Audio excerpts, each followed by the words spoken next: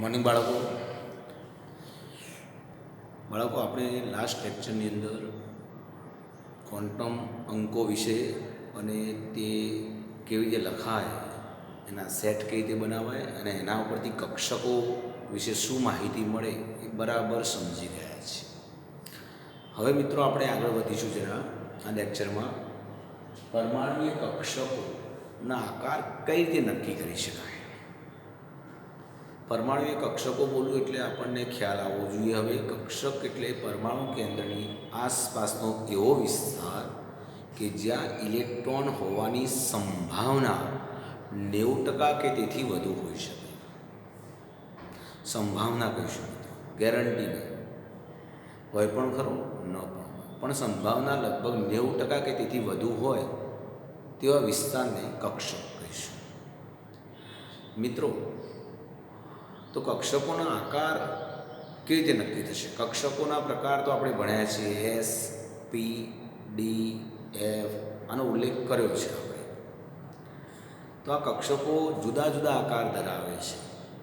S કક્ષક ગોળાકાર આકાર ધરાવે છે, પી કક્ષક ડમ્બેલ આકાર ધરાવે છે, ડી કક્ષક ડબલ ડમ્બેલ આકાર ધરાવે છે અને એફ કક્ષકના આકાર પણ જુદા જુદા છે, જેનો ઉલ્લેખ આપણા પુસ્તકમાં નથી કર્યો. એફ કક્ષકના આકાર જોવા હોય મિત્રો તો ગૂગલ ઉપર સર્ચ કરીને તમે જોઈ શકો છો. તમારે લખવાનું છે એફ ઓર્બિટલ, તમને ઇમેજમાં જશો તમને આકાર જોવા મળશે. મિત્રો, બીજી એક વાત કરીએ, પરમાણુય કક્ષકોના આકાર કઈ રીતે નક્કી કરાય છે જરા જોઈએ, સમજીએ.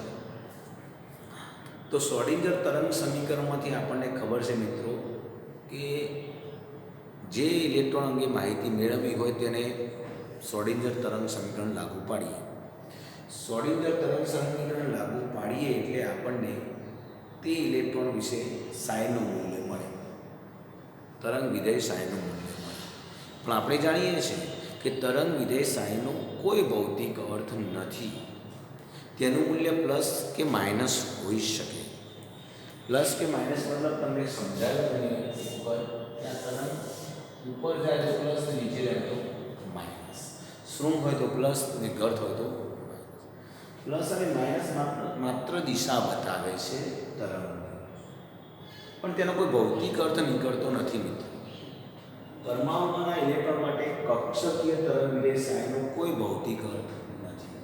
તે ઇલેક્ટ્રોનના નિર્દેશાંકનું ગાણિતીય વિધેય છે. મતલબ ઇલેક્ટ્રોન વિશેની માત્ર સામાન્ય માહિતી છે, ગાણિતિક વિધેય છે, જેનું મૂલ્ય પ્લસ કે માઇનસ હોઈ શકે. આનું અર્થઘટન કંઈ ખાસ નીકળશે નહીં, પણ એનો વર્ગ કરીએ. મેક્સ બોર્ન નામના વૈજ્ઞાનિકે કહ્યું મિત્રો, મેક્સ બોર્ન, કે કોઈ પણ બિંદુએ સાઈ શોધો. પહેલાં સાઈ શોધો, શ્રોડિંજર તરંગ સમીકરણનો ઉપયોગ કરીને સાઈ શોધીએ અને એનો પછી વર્ગ કરીએ તો એ શું બતાવે છે?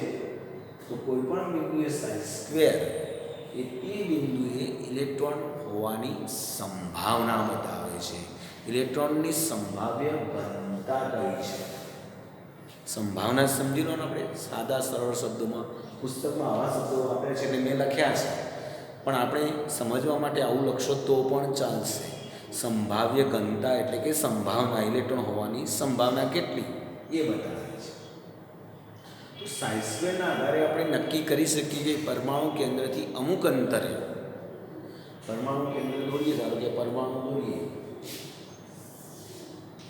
પ્લસ, તો પરમાણુ કેન્દ્રથી જુદા જુદા અંતરે આપણે ઇલેક્ટ્રોન હોવાની સંભાવના કેટલી છે? કયા કયા બિંદુએ, બધા બિંદુ દોર્યા, જુદા જુદા બિંદુએ ઇલેક્ટ્રોન હોવાની સંભાવના જાણવી હોય તો સાઈ સ્ક્વેર શોધવાનું. દરેક બિંદુ માટે સાઈ સ્ક્વેર શોધવાનું અને સાઈ સ્ક્વેરના મૂલ્યને આધારે ખબર પડી જાય કે ત્યાં ઇલેક્ટ્રોન હોવાની શક્યતા કેટલી છે. આપણે ઇલેક્ટ્રોન શોધતા હોય તો આપણે કેવો વિસ્તાર પસંદ કરવો પડે મિત્રો? કે જ્યાં ઇલેક્ટ્રોન હોવાની સંભાવના મેક્સિમમ હોય તેવો વિસ્તાર પસંદ કરીએ. ઇલેક્ટ્રોન હોવાની સંભાવના મેક્સિમમ મતલબ સાઈ સ્ક્વેરનું મૂલ્ય વધુમાં વધુ કઈ જગ્યાએ આવે તે નક્કી કરવાનું.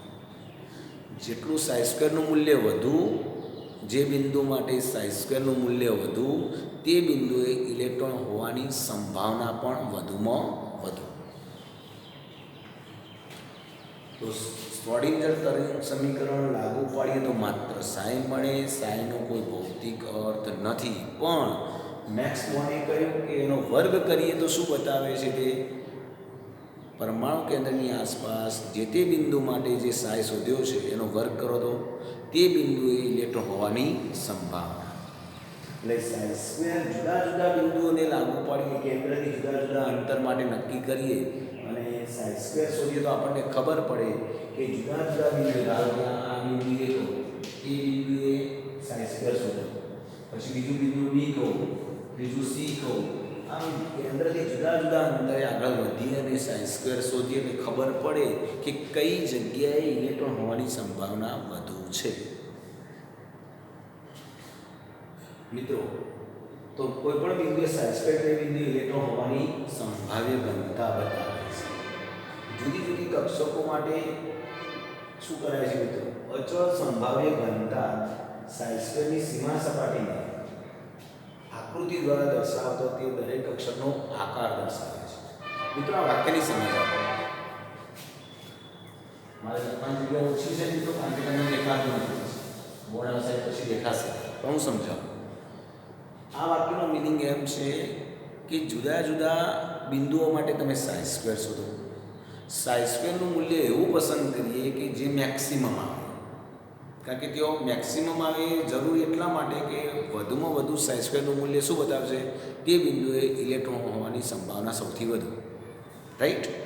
તો સાઈ સ્ક્વેરનું મૂલ્ય વધુ આવે તેવું પસંદ કરીએ. દાખલા તરીકે આ કેન્દ્ર છે, કેન્દ્રથી ધારો કે આ અંતરે, આટલા અંતરે, આ અંતરે એ બિંદુ એવું છે જે ઇલેક્ટ્રોન હોવાની સંભાવના 90% કે તેથી વધુ છે. કેન્દ્રથી આ બાજુ પણ બી બિંદુ કહો, ત્યાં પણ તમે સંભાવના શોધો ધારો કે, અને તે જગ્યાએ પણ ઇલેક્ટ્રોન હોવાની સંભાવના 90% કે તેથી વધુ છે. કેન્દ્રથી આ બાજુના ઉપર વિગ્રહ એટલા જ અંતરે ધારો કે છે સી બિંદુ, આ બાજુ ડી બિંદુ કહો, આ બાજુ એફ બિંદુ કહો, આ બાજુ જી બિંદુ કહો. ધારો કે આ બધા જ બિંદુ માટે કેન્દ્રથી આટલા અંતરે આપણે શોધ્યું, સમાન અંતર લીધું અને દરેક બિંદુએ આપણે આખી આ બિંદુઓ બધા છે, દરેક બિંદુ માટે આપણે શોધીશું સાઈ સ્ક્વેર. ધારો કે કહું છું દરેક બિંદુ માટે તમે સાઈ સ્ક્વેર શોધો. સાઈ સ્ક્વેરનું મૂલ્ય 90% કે તેથી વધુ આવે છે. જે બીજા બધા જગ્યાએ શોધ્યું એના કરતાં વધુ આવે છે આ જગ્યાએ. તો 90% કે તેથી વધુ સંભાવના ધરાવતો આ વિસ્તાર નક્કી થશે. આ વિસ્તારને આપણે કોર્ડન કરીએ, એનો આકાર આકૃતિ જોઈ લઈએ તો આકાર કેવો બન્યો? ગોળાકાર. તો આ જે વિસ્તારની આકૃતિ દોરી સાઈ સ્ક્વેરની સીમા સપાટી કહેવાય, બોર્ડર. જુદી જુદી કક્ષકો માટે અચળ સંભાવ્ય ઘનતા, મતલબ ઇલેક્ટ્રોનની મળવાની સંભાવના બધા જગ્યાએ કેવી છે? અચળ, સમાન જેવી છે, લગભગ 90% કે તેથી વધુ છે એવી અચળ સંભાવના ધરાવતો એક વિસ્તાર નક્કી કરી. સીમા સપાટી, બોર્ડર. અચળ સંભાવ્ય ઘનતાની શું દોરી? સીમા સપાટી.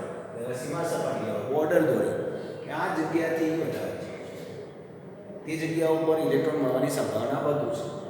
એ આકૃતિ દ્વારા દર્શાવીએ તો તે દરેક શું બતાવે છે? દરેક આકૃતિ શું બતાવે છે? કક્ષકનો આકાર. મતલબ આનાથી દૂર જઈએ તો ઇલેક્ટ્રોન મળવાની સંભાવના ઘટી જતી હોય, એમ 0 ના થઈ જાય, 0 ના થઈ જાય, પણ ઘટતી હોય, ઓછી થતી હોય. આનાથી જેટલા દૂર જાઓ છો એમ ઇલેક્ટ્રોન મળવાની સંભાવના ઓછી થાય. જ્યારે અહીંયા આ વિસ્તારની અંદર ઇલેક્ટ્રોન મળવાની સંભાવના સૌથી વધુ છે. જો વિસ્તાર નક્કી કરીએ તેનો આકાર નક્કી કરવો, આ જગ્યાએ ઇલેક્ટ્રોન હોવાની સંભાવના સૌથી વિશેષ માનો 90% કે તેથી વધુ. અને એ વિસ્તાર નક્કી કર્યા બાદ એને જોડી દઈને ચોક્કસ આકૃતિ બનાવો, અને જે આકૃતિ બને એને કહેવાય કક્ષકનો આકાર, શેપ ઓફ ઓર્બિટલ. એવું નહીં કે ગોળાકાર જ આવે, આમે ગોળાકાર શેપ બતાવ્યો, અમે દેખાય છે મિત્રો. Okay, done. આવું નથી બધી વખત ગોળાકાર આવે, એમ જરૂર નથી. કારણ કે એસ કક્ષકનો આકાર ગોળાકાર નક્કી થયો તો પી કક્ષક ડંબેલ આકાર નક્કી થયો. જરા જો આ કેન્દ્ર તો કોઈ વખત એવું બને કે કેન્દ્રથી આવા વિસ્તારની અંદર ડંબેલ આપેલ છે. કેન્દ્રથી આવા વિસ્તારમાં આટલા વિસ્તારમાં જો ઇલેક્ટ્રોન શોધવાની સંભાવના શોધી જાય છે, સાઇઝ સ્ક્વેર લાગુ પાડ્યું તો કેટલીક પર આવા એરિયાની અંદર ઇલેક્ટ્રોન મળવાની સંભાવના 90% કે તેથી વધુ હતી. ઉપર જતા હતા તો 0 આવતી હતી આ બાજુ દિશામાં એક વખત, ઉપર નીચે જતા હતા અહીંથી તો 0 આવતી હતી. 0 મતલબ ઓછી સંભાવના, એકદમ 0 હોતી નથી. કદાચ કોઈ પણ જગ્યાએ ઇલેક્ટ્રોન મળવાની સંભાવના શૂન્ય ના હોય.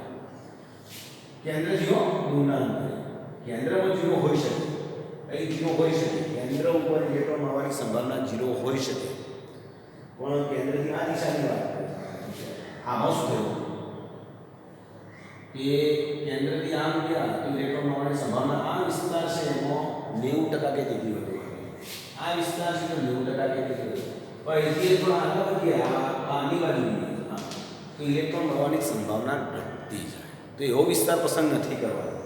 કક્ષકનો આકાર નક્કી કરવા માટે કેવો વિસ્તાર પસંદ કરવાનો? દરેક કક્ષક માટે 90% કે તેથી વધુ અચળ સંભાવ્ય ઘનતા ધરાવતો વિસ્તાર પસંદ કરાય છે. અને પછી એની આકૃતિ દોરાય છે. મતલબ કક્ષકોના આકાર જે દોરેલા છે મિત્રો, એનો મતલબ એમ થાય આ ડંબેલ, તો આ આકારની અંદર ઇલેક્ટ્રોન મળવાની સંભાવના 90% કે તેથી વધુ છે. આ આકારનું નામ ડંબેલ આકાર, અને કક્ષકને ઓળખવા માટે નામ શું પાડ્યું? પી કક્ષક. પી કક્ષક એટલે કહેવાનો ભાવાર્થ એમ થાય મિત્રો કે પરમાણુ કેન્દ્રની આસપાસ જુદી જુદી કક્ષકો માટે જ્યારે નામ જુદા જુદા કેમ પડ્યા એના આકારના આધારે પડ્યા છે. કેટલીક વખત પરમાણુ કેન્દ્રની આસપાસ ગોળાકાર શેપમાં ઇલેક્ટ્રોન મળવાની સંભાવના જોવા મળી, તો કેટલીક વખત ડંબેલ આકારમાં વધારે જોવા મળી, તો કેટલીક વખત ડબલ ડંબેલ આકારમાં જોવા મળી. તો આ બધા આકારને ઓળખવા માટે કક્ષકોના નામ પાડ્યા. ગોળાકાર આકારવાળી જે ઇલેક્ટ્રોન મળવાની સંભાવના વધુવાળો વિસ્તાર મળ્યો એનું નામ એસ કક્ષક પાડ્યું. ડંબેલ આકારમાં જ્યારે ઇલેક્ટ્રોન મળવાની સંભાવના વધુ જોવા મળી ત્યારે એને ઓળખવા માટે પી કક્ષક કીધી, અને ડબલ ડંબેલ મળી ત્યારે ડી કક્ષક કીધી. આમ જુદા જુદા આકારને ઓળખવા માટે એના નામ જુદા જુદા પાડ્યા છે. તો દરેક કક્ષક માટે 90% કે તેથી વધુ અચળ સંભાવ્ય ઘનતા સાઇઝ સ્ક્વેર નક્કી કરવા સીમા સપાટી દોરવામાં આવે છે, જેને શું કહેવાય છે? કક્ષક. કોઈ પણ કક્ષક માટે 100% સંભાવ્ય ઘનતા ધરાવતી સીમા સપાટી દોરી શકાતી નથી. એવું ના કહી શકાય કે આ ડિઝાઇનની અંદર 100% ઇલેક્ટ્રોન હશે ને હશે જ. સંભાવના જ કહી શકાય. આનાથી દૂર જે ઇલેક્ટ્રોન નથી એવું નહીં છે, પણ સંભાવના ઓછી છે. કારણ કે કેન્દ્રથી નિશ્ચિત અંતરે સાઇઝ સ્ક્વેરનું ઓછામાં ઓછું મૂલ્ય કંઈ તો હોય જ. તમે કેન્દ્રથી આ દૂર જાઓ થોડા એ નિશ્ચિત અંતર તો સાઇઝ સ્ક્વેરનું કંઈક ના કંઈક થોડું તો મૂલ્ય હોય, અને સાઇઝ સ્ક્વેરનું થોડું મૂલ્ય શું બતાવે? ત્યાં ઇલેક્ટ્રોન હોવાની થોડી સંભાવના છે. મતલબ એ થોડી એ છે, નથી એવું નથી. અહીં 100% નથી, 90% કે તેથી વધુ છે. એ તો બાકીની સંભાવના કદાચ અહીં પણ ઇલેક્ટ્રોન હોઈ શકે સંભાવના, પણ ઓછી સંભાવનાને આપણે કક્ષક કહેતા નથી. એની આકૃતિ દોરતા નથી. આપણે કોની આકૃતિ દોરી? કેવી બોર્ડર નક્કી કરી? એવી બોર્ડર નક્કી કરવાની કેન્દ્રની આસપાસ એવી બોર્ડર નક્કી કરવાની કે જેથી ત્યાં ઇલેક્ટ્રોન હોવાની સંભાવના 90% કે તેથી વધુ હોય. અને એવી જે બોર્ડર નક્કી કરવાની જે આકૃતિ બને એનું નામ કક્ષકનો આકાર કહેવાય. કક્ષકનો આકાર. તો કેટલાક જુદા જુદા આકાર મળ્યા, અને જુદા જુદા આકાર મળતા હોવાથી એના નામ પણ જુદા જુદા પાડ્યા છે. ગોળાકાર આકાર મળે તો શું નામ પાડ્યું એનું? એસ કક્ષક. ગોળાકાર શેપમાં ઇલેક્ટ્રોન મળવાની સંભાવના વધુ જોવા મળી તો એસ કક્ષક કયું છે. ડંબેલ આકારમાં જોવા મળી સંભાવના વધુ તો એને પી કક્ષક. ડબલ ડંબેલમાં ડી કક્ષક. બીજું, આ જે આકાર નક્કી થાય એટલા વિસ્તારમાં ઇલેક્ટ્રોન મળવાની સંભાવ્યની ઘનતા લગભગ સમાન છે, અચળ છે. 100% નથી, પણ કેવી છે? સમાન છે. 90%થી વધારે છે, પણ જે છે લગભગ કેવી છે? આટલા વિસ્તારમાં ઇલેક્ટ્રોન હોવાની સંભાવના સૌથી વધુ, 90%થી વધુ. અહીં 90%થી વધુ. દૂર જઈએ તો સંભાવ્ય ઘનતા 0 નહીં, સંભાવ્ય ઘનતા ખરી પણ બહુ જ ઓછી. ઓકે, તો આના આધારે આપણે સાઇઝ સ્ક્વેરના મૂલ્યને આધારે એસ કક્ષકનો આકાર ગોળાકાર, ડી કક્ષક ડંબેલાકાર, ડી કક્ષક ડબલ ડંબેલાકાર, એક કક્ષકના પણ આ રીતે જુદી જુદી કક્ષકોના આકાર નક્કી કરી શકાય.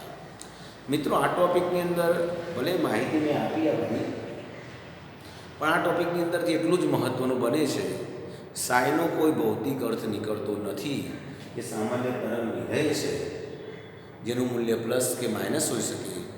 સાઈ સ્ક્વેર ઇમ્પોર્ટન્ટ છે. સાઈ સ્ક્વેર શું બતાવે? જે તે બિંદુએ ઇલેક્ટ્રોન મળવાની સંભાવના, અને સંભાવનાને આધારે એની એક બોર્ડર નક્કી કરાય અને આકાર દોરાય, એનાથી કક્ષકોના આકાર બનતા હોય છે.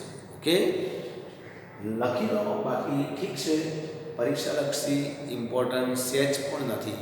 આ મેં માહિતી આપી એ ખાલી સમજ માટે અગત્યની યાદ રાખજો. બાકી આમાંથી પ્રશ્ન નીકળશે નહીં. ખાલી એટલું યાદ રાખજો, સાઈનો કોઈ ભૌતિક અર્થ નથી. સાઈ સ્ક્વેર શું બતાવે એ યાદ રાખજો.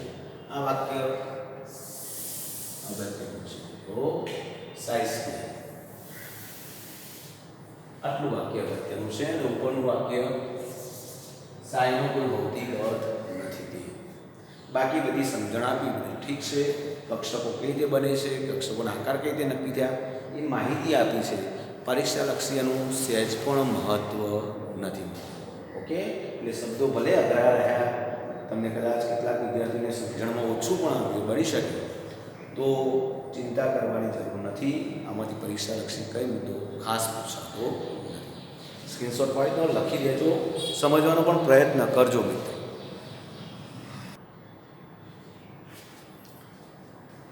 મિત્રો, આપણે હવે પરમાણ્વીય કક્ષકોના આકાર કેવી રીતે નક્કી થાય એ જોયું. સાઈ શોધવાનો, એના પછી સાઈ સ્ક્વેર શોધવાનો, અને પછી 90% કે તેથી વધુ સંભાવનાવાળો વિસ્તાર નક્કી કરીએ અને આકૃતિ દોરો, બોર્ડર નક્કી કરો, એટલે આકાર બની જાય એવું નક્કી કર્યું. જુદી જુદી કક્ષકો વિશે વાત કરીએ. હવે 4 કક્ષકોનો અભ્યાસ કરવાનો છે આપણે. એમાં એસ કક્ષક. એસ કક્ષક વિશે શું જાણીએ છીએ મિત્રો? તો n બરાબર 1 2 3 4 અને બધા જ ઉર્જા સ્તરોમાં એસ કક્ષક હોય છે. મતલબ કોષની વેલ્યુ n મુખ્ય ક્વોન્ટમાં 1 થી ચાલુ થાય તો બધા જ ઉર્જા સ્તરો બધા જ કોષની અંદર પહેલા વર્તુળથી પાછળના તમામ વર્તુળમાં એસ કક્ષક હોય છે. મતલબ પહેલી કક્ષામાં એસ હોય તો 1s કહેવાય, બીજી કક્ષામાં એસ હોય તો 2s કહેવાય, ત્રીજી કક્ષામાં એસ હોય તો 3s કહેવાય, ચોથી કક્ષામાં તો 4s કહેવાય. આમ બધા જ ઉર્જા સ્તરોમાં એસ કક્ષક આવેલી હોય છે. એસ કક્ષક માટે એલનું મૂલ્ય હંમેશા 0 થાય. એલ બરાબર 0 હોય તો એમએલ બરાબર 0 થાય, કારણ કે એમએલનું સૂત્ર કયું? -l 0 + l. તો એમાં એલની કિંમત 0 મૂકી દો. -l -1 થી આપણે એમએલનું લખી દઉં સૂત્ર. એમએલનું સૂત્ર આવું લખેલું, યાદ કરો, -l 0 + l. આ સૂત્રના આધારે એલની કિંમત મૂકો 0 તો જવાબ 0 આવશે. સાઈ સ્ક્વેરના મૂલ્ય પરથી એસ કક્ષકનો આકાર કેવો નક્કી કરવામાં આવ્યો છે? ગોળાકાર. ગોળાકાર એ ત્રિપરિમાણીય રચના છે, પણ આને જ્યારે દોરીએ છીએ ત્યારે આપણને દ્વિપરિમાણ લાગે છે. બોર્ડ ઉપર દોરું ત્યારે આ દ્વિપરિમાણ લાગે, પણ ખરેખર એનો આકાર કેવો છે? ત્રિપરિમાણ. કયો આકાર છે? ત્રિપરિમાણ ગોળાકાર, પણ દોરું ત્યારે વર્તુળ જેવું દેખાય છે.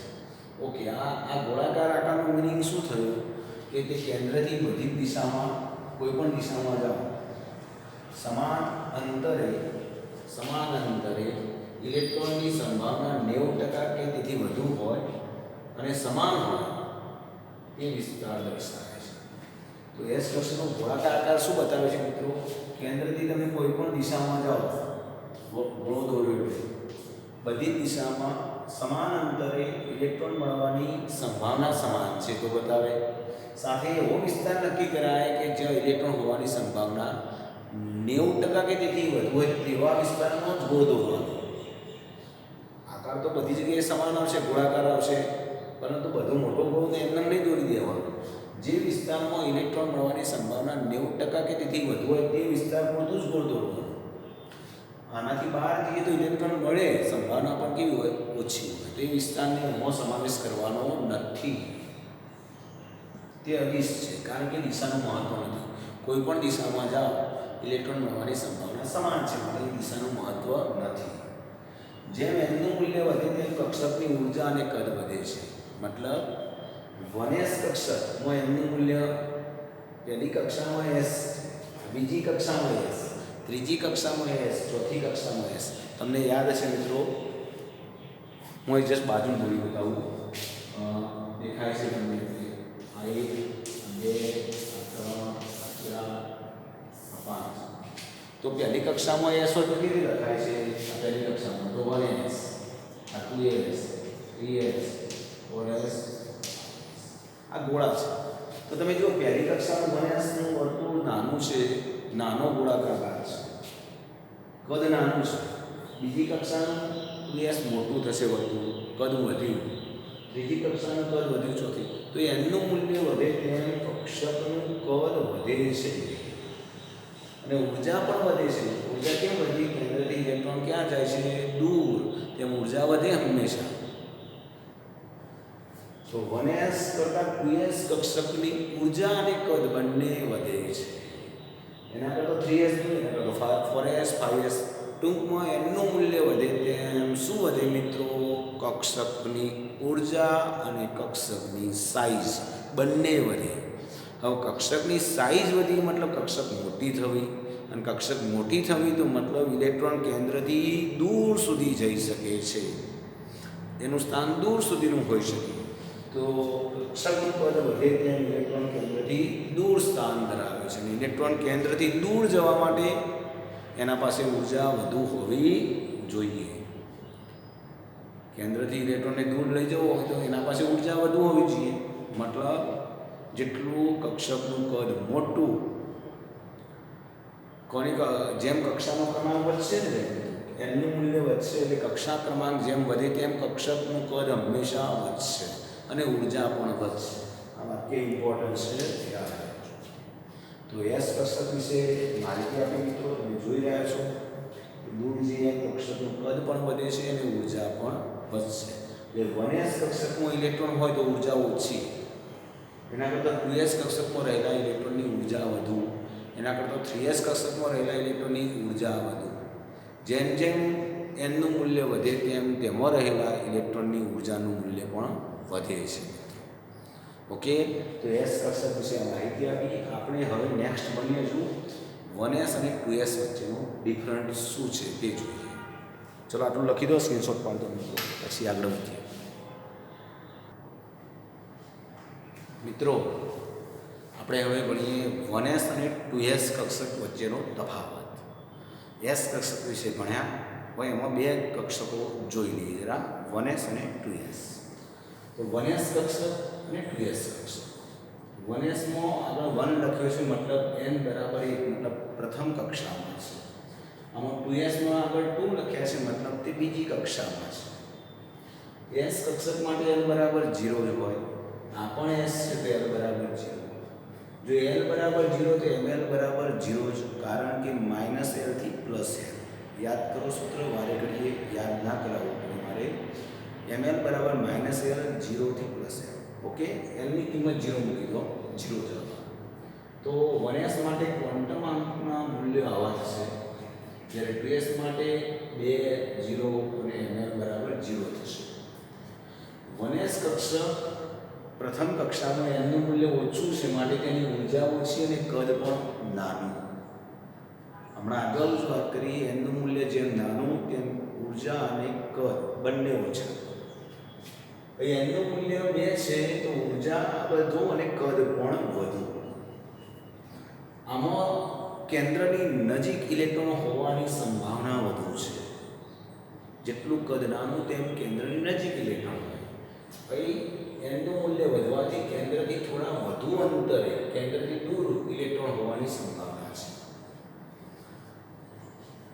1s કક્ષક માટે સાયનું મૂલ્ય શોધી ત્રિજ્યા વિરુદ્ધ સાયનો આલેખ દોરો તો કંઈક આવું દેખાડું છે. y અક્ષ ઉપર સાયનું મૂલ્ય છે અને x અક્ષ ઉપર ત્રિજ્યા નેનોમીટરમાં બતાવી છે. તો તમે પીક પોઈન્ટ જુઓ તો કે આ શૂન્ય ત્રિજ્યા મતલબ કેન્દ્રની સૌથી નજીક ઇલેક્ટ્રોન આ સાયનું મૂલ્ય મહત્તમ મળે છે. પછી સેજ દૂર જઈએ કેન્દ્રથી આ 0 મૂલ્ય છે, કેન્દ્ર આ 0 શું બતાવે છે? કેન્દ્રની નજીક, કેન્દ્ર ઉપર જ. કેન્દ્રની નજીક કેન્દ્રથી દૂર જઈએ તરત જ સાઈનું મૂલ્ય ઘટીને લગભગ શૂન્ય થઈ જાય છે, લઘુત્તમ થાય છે. તો આનું સમજૂતી આવી રમેશ માટે કેન્દ્રની નજીક સાઈનું મૂલ્ય મહત્તમ છે, કેન્દ્રથી સહેજ દૂર જતાં સાઈનું મૂલ્ય ઘટીને લઘુત્તમ થાય છે. આના પરથી સાઈ સ્ક્વેર દોરીએ તો એનો આલેખ આવો મળે. સાઈનું કોઈ ભૌતિક અર્થઘટન નથી મિત્રો, આપણને ખબર છે. સાઈનો કોઈ ભૌતિક અર્થ નીકળતો નથી. એ સામાન્ય તરંગ વિધેય છે, એ કંપ વિસ્તાર સાથે સમાનતા ધરાવે છે. તેનું મૂલ્ય પ્લસ કે માઇનસ હોઈ શકે, પણ એના પરથી સાઈ સ્ક્વેર લો ત્યારે અર્થ નીકળે. શું અર્થ નીકળે?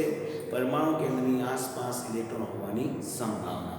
તો સાઈ સ્ક્વેરનો આલેખ દોરો તો આના જેવો જ છે લગભગ આમ તો, પણ એનો અર્થ એવું થશે કે કેન્દ્રની નજીક મતલબ ત્રિજ્યા 0. ત્રિજ્યા 0 હોય ત્યારે તમે જુઓ ટોચ ઉપર છે એની વેલ્યુ, સહેજ દૂર જાઓ પીક પોઈન્ટ તરત જ ડાઉન આવી જાય છે, બહુ તીવ્ર રીતે ઘટીને શૂન્ય થઈ જાય. મતલબ અહીં શૂન્ય થઈ ગયો, મતલબ શું થયું? સાઈ સ્ક્વેર શૂન્ય થવો મતલબ ત્યાં ઇલેક્ટ્રોન નથી, મતલબ અહીંથી ઇલેક્ટ્રોન હોવાની સંભાવના નહીવત છે અથવા નથી. તો સાઈ સ્ક્વેર ઇલેક્ટ્રોન હોવાની સંભાવના બતાવે છે, જે કેન્દ્રની નજીક સૌથી વધારે છે. તમે જુઓ, ઓકે, સરખામણી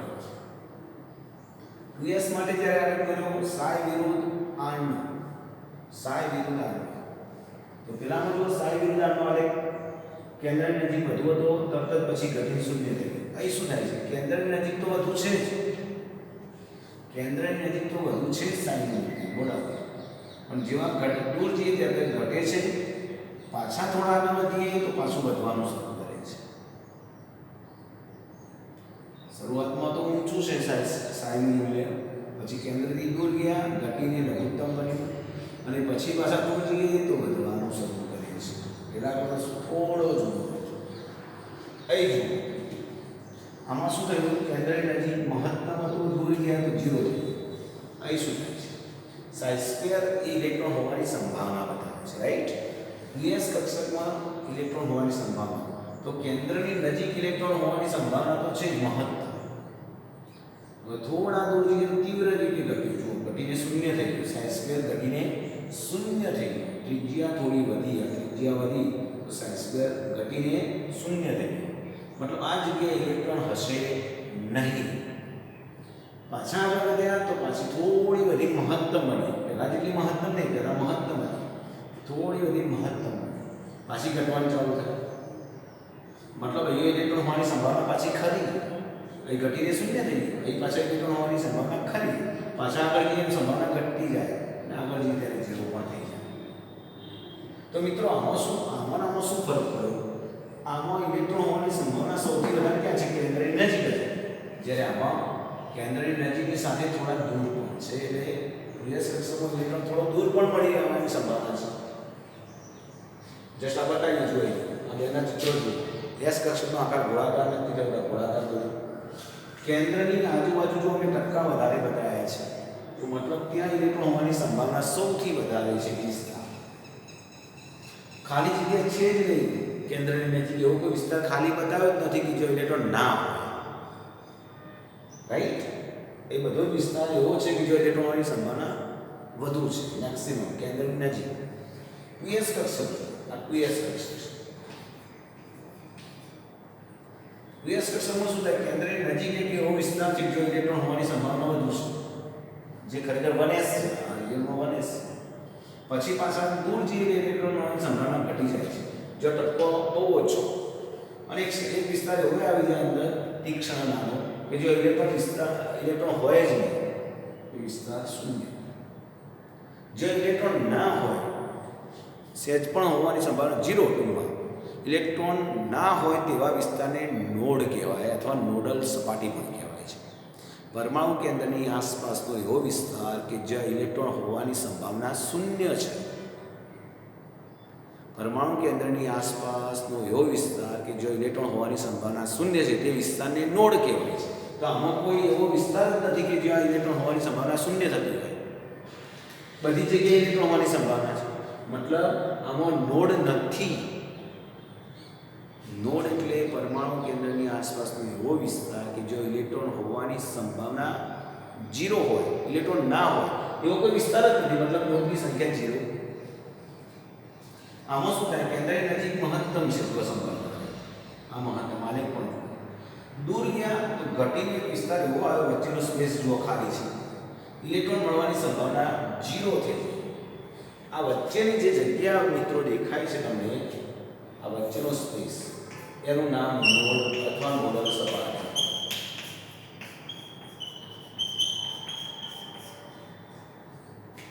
પછી પાછી ઇલેક્ટ્રોન મળવાની સંભાવના વધી, જુઓ પાછી વધી.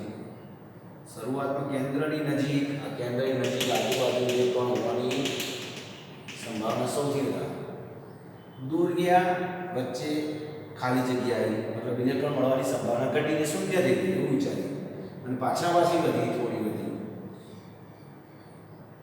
તો PS કક્ષકનું કદ કેવું થયું, મોટું. ઇલેક્ટ્રોન કેન્દ્રથી 2s તો દૂર રહે, આ 2s માં રહેતો ઇલેક્ટ્રોન કેન્દ્રથી દૂર હશે, ઊર્જા વધુ. પણ બંને વચ્ચે એક એવો વિસ્તાર આવે કે જો ઇલેક્ટ્રોન મળવાની સંભાવના શૂન્ય છે. આવો વિસ્તાર આમાં છે, તેનામાં નથી. જુઓ 2s કક્ષક અને કેન્દ્રની વચ્ચે એવો વિસ્તાર આવી ગયો, એક સપાટી એવી મળે કે જો ઇલેક્ટ્રોન હોતો નથી, એ વિસ્તારને કહેવાય છે નોડ. આ તો આવા વિસ્તાર કેટલામાં? 1, માટે નોડની સંખ્યા 1. તો નોડ એટલે શું મિત્રો? તો પરમાણુ કેન્દ્રની આસપાસનો એવો વિસ્તાર કે જો ઇલેક્ટ્રોન હોવાની સંભાવના 0. 1s અને 2s કક્ષક વચ્ચેનો તફાવત છે મિત્રો, બહુ સિમ્પલ છે. આના માટે n બરાબર 1, l બરાબર 0, એના માટે n બરાબર 2. પ્રથમ કક્ષામાં માટે કદ નાનું, ઊર્જા પણ ઓછી. બીજી કક્ષામાં કદ મોટું, ઊર્જા વધુ. કેન્દ્રની નજીક ઇલેક્ટ્રોન હોવાની સંભાવના વધુ છે, કેન્દ્રથી દૂર, થોડા દૂર ઇલેક્ટ્રોન હોવાની સંભાવના. આલેખ પણ ડિફરન્ટ છે, જરા જોઈ લો. ψ² નો આલેખ તમે જુઓ, ઇલેક્ટ્રોન મળવાની સંભાવના બતાવે છે. ψના આલેખ પરથી કોઈ અર્થઘટન થતું નથી, પણ એટલું કહેવાય કે કેન્દ્રની નજીક ψનું મૂલ્ય વધુ છે, દૂર જતો ઘટીને શૂન્ય થાય છે. આમાં પણ કેન્દ્રની નજીક વધુ છે, દૂર જઈને ઘટે છે, પાછું થોડું વધે છે. જ્યારે આમાં ψ² માં કેન્દ્રની નજીક ઇલેક્ટ્રોન મળવાની સંભાવના સૌથી વધુ, દૂર જતો ઘટીને 0 થઈ જાય.